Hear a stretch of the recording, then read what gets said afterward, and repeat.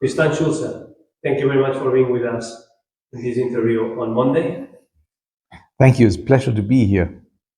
It was an honor to work with you. It was an honor to see you in action.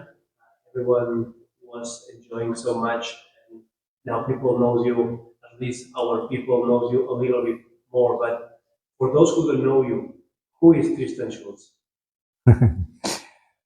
Well, I was born in East Germany, where I actually also met Christopher Haley, who did this painting. He's English and he moved to East Germany. So when I was studying in Dresden, I met him. And after the wall came down, I had a job in the orchestra before, and then when the wall came down, I just thought I had to get some fresh air. And I went to India for 6 months to study Indian classical music, which did do me a lot of good. And it also made me understand that I'm European. Because if you're in India and you try to explain to people the difference between East and West Germany, you try this maybe 5 times and then you give up because they for them it's just so far away, which made me understand, well, maybe it's not such a big theme after all. Right? so then I thought, okay, no, well, then I'm just, European with German roots. And later I came to Vienna to study conducting. And in this conducting study, there was, you had sort of counterpoint lessons and things like this. And my lessons were actually just down the road, down there. And my teacher said, well, it seems like you don't have problems with counterpoint. Have you composed something? And then I brought him along of everything I did. And he says, you should do composing. I thought, nah. And he kept, he kind of kept going on, and I just kind of inscribed for composing as well. And so with conducting, that took a very, very long time. So I kind of didn't finish it there, but I had a group with 2 violinists, and it was quite successful. The group was called Trilogy, and we toured the world. We played everywhere. We played in Saudi Arabia. We played in Mexico. We played in Australia, in Japan, really basically everywhere. And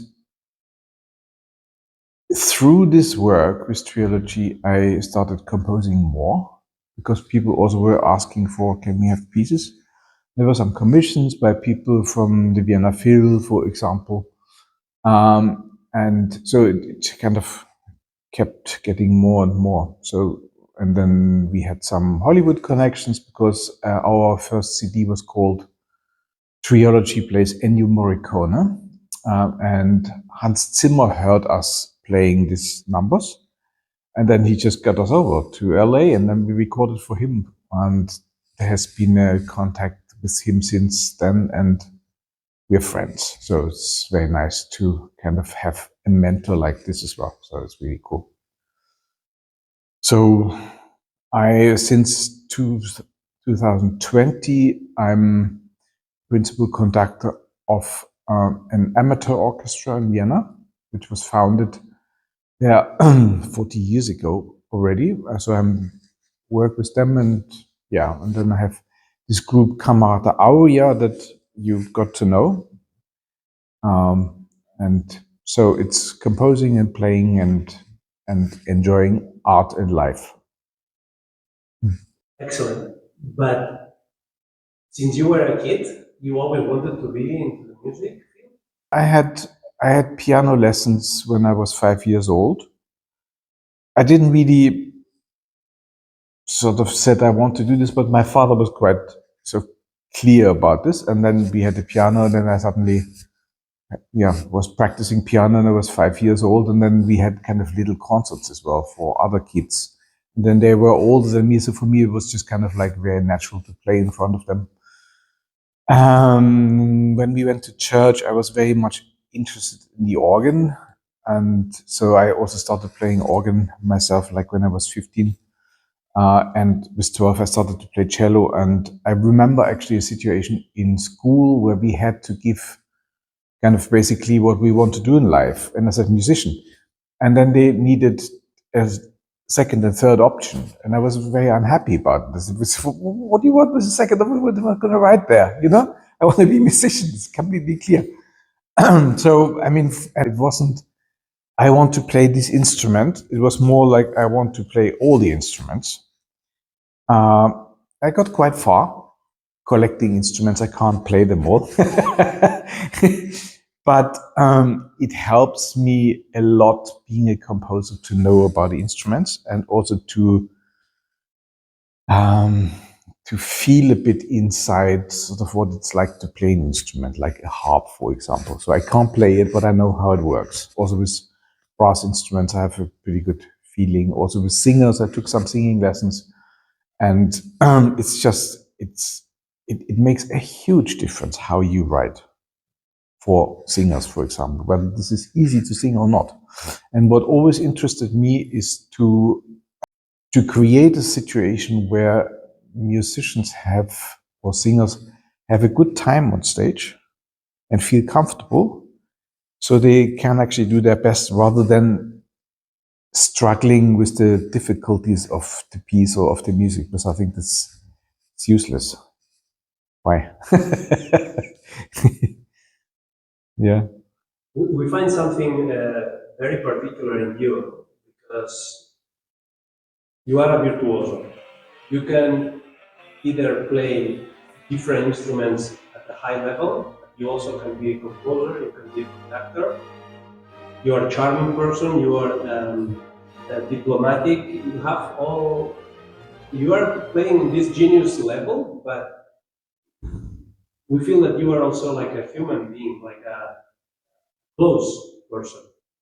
I don't know if it makes sense. This normally when somebody has so much talent, highlights in any aspect, it is a lack of sympathy. Or It could be, but I have the feeling that, I mean, I always loved music and musicians, but I was mostly together with people who did something else. And that, I mean, for me, that was just very important to keep the feet on the ground. And also, I mean, my wife, for example, I mean, she is a doctor, but she also is now training to be a psychotherapist as well, sort of in basically in the way of her doctor's work. And and I've learned so much just basically by listening to her talking about all this kind of stuff. And she has been doing things like this for many years. And so I find it helps me immensely also in the work with the people in the orchestra, because you know in the end it's not that hard. It's just like if you take someone seriously or not, you know, and if you treat them nicely, then usually that works better. And this is, I think there is a change in society, yeah, because when I was a kid, it was cool for conductors to scream around, right, and to make someone feel bad in order to get better results. That was the aim, and that just doesn't happen anymore, or it doesn't go down well, because now people know, yes, you can do that, but you get actually better results if you respect the people. And many friends of mine, like I see this, I'm friends with a very good conductor, Alex Joel, who's a phenomenal opera conductor. And if I see him conduct, it's sensational. It's completely clear. He is the conductor and he tells everybody what to do because that's his job, right?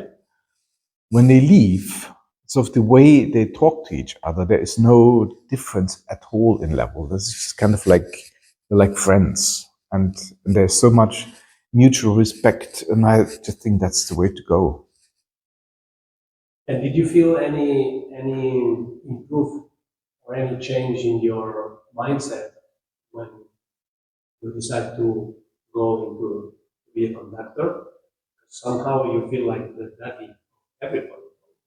You It's very interesting because I came to Vienna to study conducting. So that was the reason for me to come to Vienna, and it didn't actually go that well because I think because I was too young, and also because I kind of wasn't clear in my head that I had to lead. For me, I was just kind of like, I stood in front of the orchestra, communicating subconsciously, I'm one of you. Didn't work. It's just, for some reason, it just kind of didn't connect. And now now I'm older and I've seen much more. And this is just much more about, okay, there's a problem. Let's solve this problem. And then, and then the music happens automatically. And if you focus on musical aspects rather than, for example, perfection. I love perfection, but it's not a good idea to kind of, strive for that if you're a musician. It's much better you search for the livelihood. And then, you get much better results. But, since I love perfection, I also love working with computers because that there the result is usually kind of, it doesn't change anymore. Once you got it, it's there. So, but as a performer, I would always also ask people to take risks, to kind of go for it, and just kind of, if it goes wrong, it goes wrong. But you want an experience as a listener. I think it's very inspiring how you explain it because we extrapolated to the rest of the world, not only for musicians, also for. Tell us which instruments you play. Because it's amazing. You're not just one musician. Well, I started playing with the piano when I was 5 years old, and then my father was playing a lot of different instruments. Not very good because he didn't have the right teachers when he was young and things like this. But I wanted this, and then he said, no, stay with the piano, but I kind of insisted. So when I was 12, I started playing cello, and that wasn't actually my choice. I actually wanted to play oboe, but in East Germany, it was just basically impossible to get an instrument in, achievable time. And so that didn't happen. I got one now. I bought it a few years ago, and, I can't play it, but I looked into it. So that's fine. And I played a bit of trombone because my father played trombone. So I know how this works. And organ, and then at some point I just kind of wanted to check out electric guitar, and then I have a lute, and I have loads of percussion stuff. And when I went to India, I started to play sitar and tabla. So I have also loads of Indian instruments. And again, I can't really sort of I can play cello okay, and piano is okay, but the other stuff, it's more like for me to know how the instrument could work. And tell us this little case about the voice, this performing, this special. Oh, the voice stuff. Yeah, well, I don't know. I heard someone doing this. So if you go like this with your lips, then it sounds a bit like a trumpet, and you can, it's actually much easier to do it like this than to learn how to play trumpet. I was impressed with the video. Yeah. Really. If you allow us, we will. If I need to ask you cello or piano, which one you would take? It's a hard question because it's also like, if I'm asked as a conductor which pieces I love conducting most, the answer would have to be the one that I'm conducting right now. And it's the same for instruments. So, if you do it and you think about something else, this is going to suffer. So you just have to do it like really. And like an oboe, for example, is a very interesting instrument because if you're not certain you want it to sound, it won't. It's a completely crazy instrument and it needs so much focus. to kind of get a note out in the first place and then hit the right note and then be in tune is crazy. It's really hard. And there's amazing people who are very good at it. I played a lot of cello, so I'm kind of, that's the instrument I'm most comfortable with because I spent most time with this instrument. But when I felt as a kid, or when I felt down, or when I wanted to express myself, it would much rather be the piano, because there you have harmony as well, and you can, or yeah, organ is really great. This is a fantastic instrument, and I love it. Yeah, but to be honest, conducting is actually quite. I mean, if you consider the orchestra being an instrument or a choir, for example, and this kind of what you can get out of a choir, for me, that's the most amazing thing, because you just kind of you look at them and kind of depending on how you look at them and what you express, you get this back, but you get this back, hundredfold. It's like crazy, unbelievable. How is to be a conductor on a daily basis? Because a lot of ignorant people just thinks that you are just moving things. Tell us how is to be a conductor? To conduct, I mean, most of it is actually, I think, is the preparation, and the preparation is study the scores. So the score is basically where you have all the information that the orchestra is going to play, or the choir, or the singers. So they are on top of each other, and usually there's kind of the woodwinds on top, and then there's the brass and the percussion, and then the strings. And you just kind of need to learn what's written there, but not just kind of learn. You have to. I think the point is to try to understand what the composer intended. And for me, that's a great help that I'm a composer myself, because I know about the struggle. Because composing works like you have an idea and you hear something and you try to get this down. So for example, if you improvise and you sit down on an instrument and play, there's nothing in between. You're just kind of connected ideally, and then if you're connected well and it flows, you have something amazing happening. That's real-time composing, more or less, right? But then if you kind of want to be specific, it's a bit like like a painter. If he does just a sketch and that's the sketch and that's it. But if you want to do an oil painting, you would probably, would think about what you want to do beforehand and make sketches and all this. So composing then kind of becomes this, okay, what do I want to do? And then you hear something and then you put it down to paper, or nowadays you put it in the computer and then you kind of listen back and then you think, it's not quite. And then you search and then until you have it, right? But still then, there is so much of like for yourself as a composer, it's so clear what you want to hear and what this should sound like, that this is not, so this level of clarity is never there for anybody else. And you write this down and then you just kind of study it, and then you have to, I think you just have to kind of go in between the notes and kind of understand, so how is this phrase built up? It's like, there is so many things that you cannot possibly write in the music. For example, dynamics. Yeah, Mozart writes piano and forte.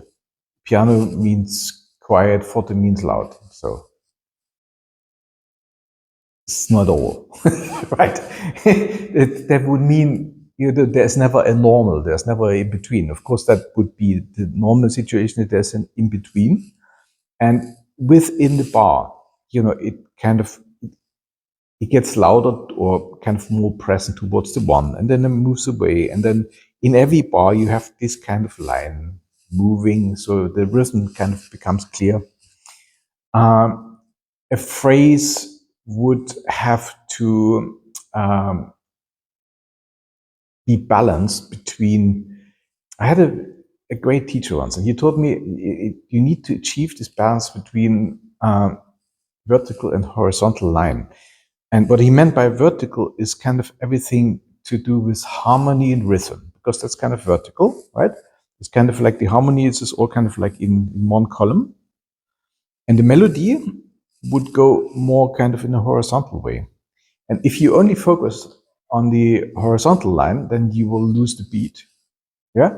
And if you only focus on the beat, you will lose the melody. So you need both. And it's actually, that's really, really hard to achieve, to balance that and to kind of say, okay, so how do I do that? And in the end, there is a level where when you manage to achieve this, everybody's gonna nod.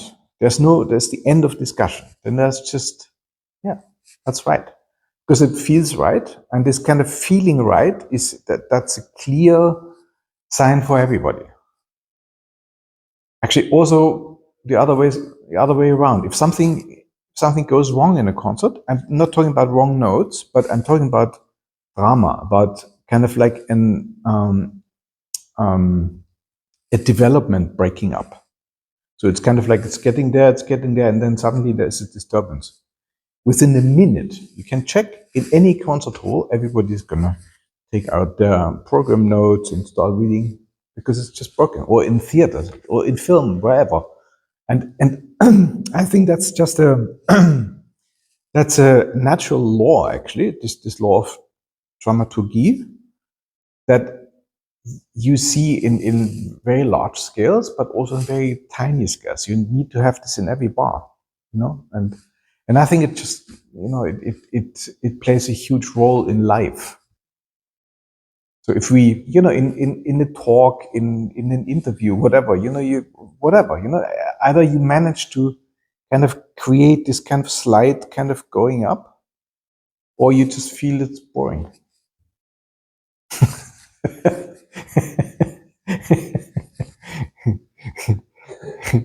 Good job. Do you have any favorite musician? Any favorite conductor? Any favorite composer? Who is a referent for Tristan Schulze? As a conductor, I like Bruno Walter a lot. Bruno Walter was a sensational conductor. He died a long time ago. But he actually conducted a lot in Wiener Staatsoper. And I heard some recordings of his, never heard him live. But what he does, I think he is for me the master of the right tempo. And the right tempo can change within the bar. And I'm kind of trying to kind of do this because there's always a right tempo. And if you hit this, the music's going to flow. And if not, and he was really loved by singers, and it was just like a fantastic conductor and also composer. And the interesting thing is he composed a couple of symphonies that nobody knows about. And you know, one of them is lying there in some archive in Vienna. I don't really know where, and isn't even published. But I'm sure it's great. Well, homage. Is it a tribute? Yeah. And as a musician, do you have any reference? As a pianist, I would go for Martha Argerich. Because, I mean, I just heard her last year. She was 83 years old back then last year. So same age as my mom. When she walks on stage, you can see she's not young anymore. Yeah. She sits down. No. She plays like she always played. Perfect. In the best sense of kind of making music. Like flawless. And she shines. It's just unbelievable. And I mean, and she had a recording with Misha Maisky when I was in the orchestra, like back in East Germany. And they recorded Arpeggione Sonata. It's a very famous piece by Franz Schubert. And the arpeggione is an instrument that didn't make it. It's a string instrument, but it has 6 strings and is tuned like a guitar. So, and usually it's played on the cello or on the viola. And it's very hard on the cello. And what Maisky does is unbelievable. What Martha did in the 8 bars before the cello comes in is a universe. It's like, it's just a few notes, and and you understand it so deeply. But it's just kind of like, that's um, the example that kind of popped in my mind because you were asking. There's many people that I really like and respect. You're like an encyclopedia, so much to discover, so much to know, and so much passion and vocation. Well, it's interesting that you mentioned Bruno Balz. Bruno Walter. Bruno Walter. Bruno Walter, because Vienna is not only a city of success and victories and positive stories. There are a lot of dramatic events. Definitely. A lot of people like Vivaldi. Yes. Yeah. Like war. Yeah. 200 years later, boom. No? Yeah. So, yeah. Or Mozart, for that matter, died poor. And at the age of 35. At the age of 35, yeah. It was not that common, die at this age, even at that time. Yeah, but then there's a lot of musicians who did. Oh. Like Mendelssohn, Schubert, Hugo Wolf. You might not have heard of Hugo Wolf. A fantastic composer, like wrote loads of songs, but he also died with 35. And I think there's more. We made a little research, like the 30 most important known composers, and only Mendelssohn, Schubert, Mozart, and maybe the one you mentioned. Not there, but yeah, it's interesting. Nevertheless, who was Mozart? Who was Wolfgang Amadeus? Well, he was a genius. That's out of the question. And I think he was probably quite lost for many years in his life. And I mean, as a kid, already traveling the whole of Europe, and I think his father, obviously played a huge role in his life, getting him where, where he was. It would not have been possible without this father, definitely. And then having this talent that is actually, much bigger than his father's as a composer, and probably also I don't know how he played violin, probably not too badly. I think that's always difficult. And I don't think that they understood each other, or that there can't have been much trust. Because he was so scared of him. I mean, he couldn't tell him that his wife, or Mozart's mom, died when they were in Paris. He just kind of couldn't for a long time. And there's a lot of tough stuff that you would say, well, this is just a case for the couch, but there was no couch back then. And it was very interesting. I was reading about the Requiem, and that's on its own, that's a criminal story. That's really, really interesting, because I mean, Mozart was one of the most successful people in his good years in Vienna. He was earning more than anybody else, right? Not just musicians, also like lawyers and everything. Yeah, it was like he was earning like a lot of money. I don't know how it happened, but then suddenly it kind of declined. His wife was a lot in Baden. Baden was this where you can have this bathing center here. It's still very beautiful. So that might have cost some money, but it's not enough to kind of bring it. But sometimes luck changes or whatever. There might be some gambling incidents or what, I don't know. Yeah, and it's well researched and you can write it down. But the stuff about the Requiem just interested me now because we just did it. And in this moment of desperation, a Count Walsek comes to Mozart secretly, I think through someone else, and says, okay, you can have money if you write this Requiem, but you're not allowed to say that it's yours, because I want to say it's my Requiem, right? So that was his intention. Mozart was so desperate for money that he, agreed. So, and then he started composing in the same time as, writing on Magic Flute, which, would have been the ultimate success, but he didn't live to see the success, right? So doesn't matter. So in this desperation, and no money there, Mozart dies.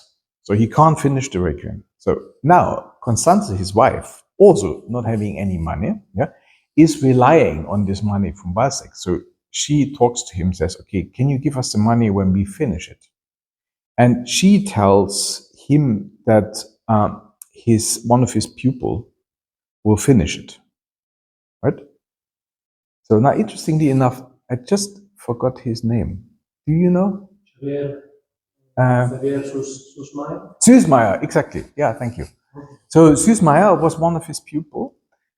And so the Constanze's official story was Mozart died, he couldn't finish it, Süßmeier finished it.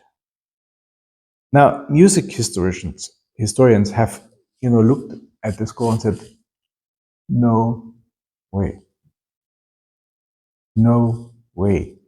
that he did this. Because Mozart must have been much, much further. Constanze threw away music that Mozart had written or let it, vanish, so that the story would hold that Süßmeier composed this piece. Süßmeier was not as good as Mozart, obviously, and he did some serious mistakes, but there was such a huge gap between what Süßmeier could have done and what Mozart intended to do. So he must have been very, very clear, because there is, like, through the whole piece, there is melodic stuff that is similar, that belongs to each other. So it's either like this and like this, or like this and like this. So this all kind of like connecting. You find it, in the whole piece, in pieces that Mozart supposedly didn't write. So there must have been sketches. We don't know sort of exactly how this happened, but also, like, it's completely unthinkable. So basically what Mozart would do is he would have empty paper, and then he would start writing, and he would leave systems free for the other stuff. And in there, his students would then, kind of write in the same score. And so the reason why you can tell it is by the color of the ink. Right? So, because the handwriting is actually, they used to kind of have the same style of writing. So I wouldn't see the difference. But, if you have it under the microscope and you kind of sort of are very scientific about it, you can say, okay, that's him, that's him, that's him. So, and like this now, this piece is there, and, you have this Süßmeier torso, and then there were just people unhappy about it, and kind of tried, also because there were things missing, like some fugues. And so now there's different people who kind of tried to complete the whole piece. And one of the guys who did it is Robert Levine. He's American, but he taught in Austria and in Germany. So he was in Salzburg, and he was in Freiburg in Breisgau. And so that's basically the version I was working on in the end. How was for you to work on this? Because of course you have played this piece many times. You know it very, very well. This one specific, what it has in special.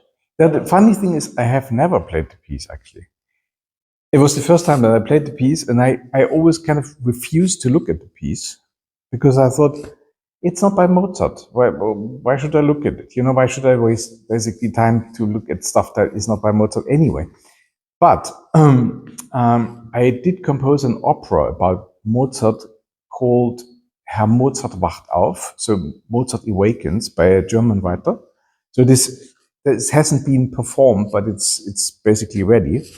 And so she plays with the idea that a guy wakes up in some apartment of students that he doesn't know, and he remembers he's Mozart. And the first thing he thinks he needs to do is to finish the Requiem. And everybody, of course, thinks he's completely nuts, right? But he knows he's Mozart. So, and this is kind of what she plays on. And there's, two guys coming in. One has an AC/DC t-shirt, and he doesn't know whether he's in heaven or in hell. And he thinks, what could this mean? And he thinks, maybe adorate cherubim dominum cantu. Something like this. And they just made an opera out of this. And in order to get into this style of Mozart, I copied everything from the Requiem, also because I needed some inserts, so to get a feel for kind of how he writes. So that's why I had some of the music done already from the Requiem, so it wasn't too much work now to do the rest. So just half. Yeah. You are very humble, but tell how much work there was behind. People came here and enjoyed 45, 50 minutes, but but the funny thing is, if you want to do something like this, it's called arrangement. You have to, if you want to arrange something, you just have to have all the pieces of the puzzle together. So you need everything that's in the score, so you need to write down the score as it is. And of course, that's a book, so you just kind of need to write note for note. It's not just note for notes, each little thingamy on this and kind of accents and slurs and ties and everything. And then you can take this and make an arrangement, and then it's quickly done. And in the end, but to have the other stuff was just like, it was a lot of work, yeah. And it was under slight time pressure, because I actually assumed that someone had done it before me, just found out that I had to do it myself. Also, the full group, they didn't play it before. No, this was the first time this piece was performed in this. Also, and that's a special Viennese thing. Also, it hasn't been done that many times that you do Mozart Requiem with 4 singers. Usually it's choir and 4 singers, and they only sing the solo parts. But these singers sang the whole choir parts as well, which is a lot to sing. And you really need very, very good technique to know how much you can give and how much you have to save, so you kind of get through safe and sound. They're all very good people. So, thank you for this crazy idea. Well, thank you for making it happen. How did it start, this situation? No? We were sitting down. We were sitting down and talking. I showed you a video, and you thought you like this, and then we chatted, and then at some point you just wrote me text that you would like to do the Requiem, and then I thought, interesting. Maybe because I like challenges. It was clear that that's a crazy idea, and everybody could have said no. Look, the Requiem is for choir and orchestra, and you can't do it in a gallery. But then I think, who says that you can't? And now it's here, and there's so many people really, really interested in this version. Like whoever I talked to said, "Oh, can we do this?" And so let's see what happens. Like a snowball. Yeah. It's funny that you say that it was a challenge. You felt like a challenge because you know how much work. Yeah. And everything what implies. But for ignorant people like us, we said, can we do it? You said yes. Yeah. We didn't know the repercussions. Yeah. The consequences of saying yes. Yeah. Was in your shoulders. Oh, wow. But then, if you have a good painter and you ask him, can you paint this and that, he might also say yes, and then, he might have to go and do sketches or whatever. How it is for you to be in Valgasse, because you are a numerology person, but what you said, first time on 234 anniversary, on the 5th, in Valgasse 6, first time, 234 year, 56 meters exactly from where to die. 234 anniversary, 1935. Balagasse, Beethoven was in here in the farmers, and in Barcelona. Salieri and these people, they founded here in Balagasse 6, the Woodlands Cave. Do you feel any special thing with all together?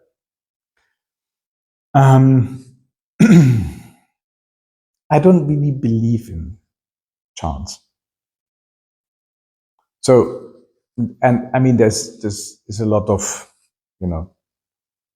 different aspects of chance for it to be a total thing. So I think, some things are just meant to happen, and or actually probably most of it. And the question is just whether we notice or not. And then for me, Balgas is very special because when I came to Vienna like 30 years ago, I was playing theater in Theater im Zentrum, which is equally close like the Mozart house, right? And afterwards, we would always go to Café Ball, which it was called, which is basically opposite. And so I was there basically every day for months. So, and it was a very nice set of people. It was just actors. It's a shame, I mean, it would be so nice to have them all here now because they would come in and hang out.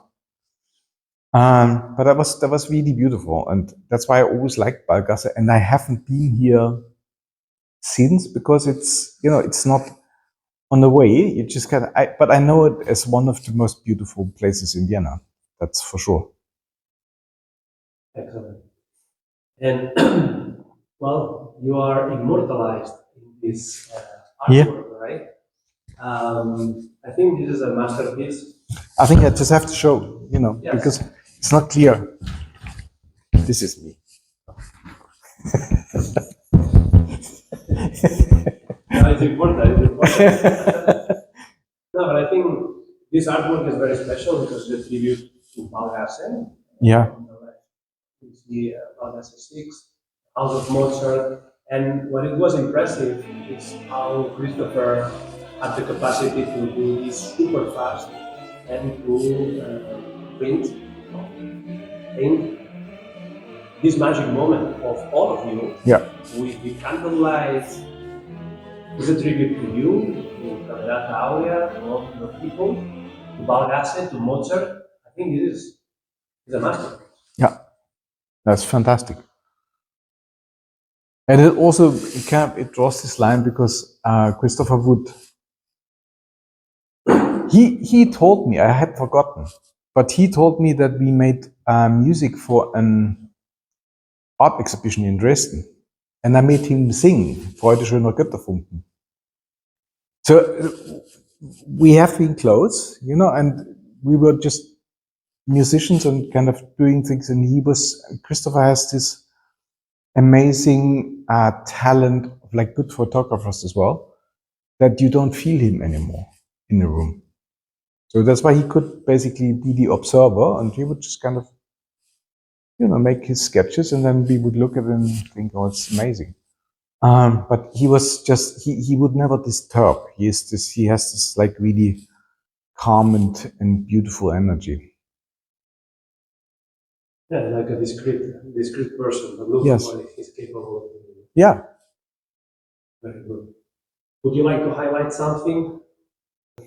I mean, what I would like to say is that I'm very, very happy that this place exists and that you are here, because I think it's, when I came to Vienna, I didn't actually have that much contact with Viennese people because my lot was international. They were kind of like English people and from everywhere, and this is the people I played with, right? Also Russians and whatever. So I know all of them, and there were a few Viennese, but not many. By now there's more, but still there's kind of like there's all of it. So I always had this feeling of like this is also something that is actually the essence of Vienna, that it always attracted these people from, the great composers, who's born in Vienna. apart from Schubert. Right? So Schubert is Viennese. Mahler comes from somewhere else. Mozart comes from Salzburg. Beethoven comes from Bonn. Haydn comes from Burgenland. You know, there's like millions of people. And then there's even people who tried to come here and didn't succeed, like Schumann. Robert Schumann, yeah, he tried to get to Vienna, he didn't manage. So he was a publisher and he lived down Schönlaterngasse. So it's not far from here. Like same district, just on the other side of Stephansdom. Very interesting. So it is like a magnet. Yeah. To pull talent at the highest level from all over the world. Yeah. And what I also think what is very special about Vienna. So I always was wondering why, why Vienna? Why isn't it, could be Salzburg. Salzburg is special too, but I mean, Vienna is, I think, on a different level. And it's very interesting. If you look at the atlas, then Vienna is right in between the Alps and the Carpathen.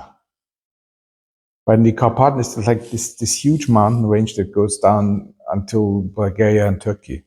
Right, on the other side, it goes down until Spain. So it's like, right, you have this kind of wings of mountains, like through and like right where they meet. There's Vienna. But maybe it's to do with that. I don't know. It's a very, very special place. And there's a lot of, psychic people who say like also the energy in Vienna is very, very special. It's very high energy.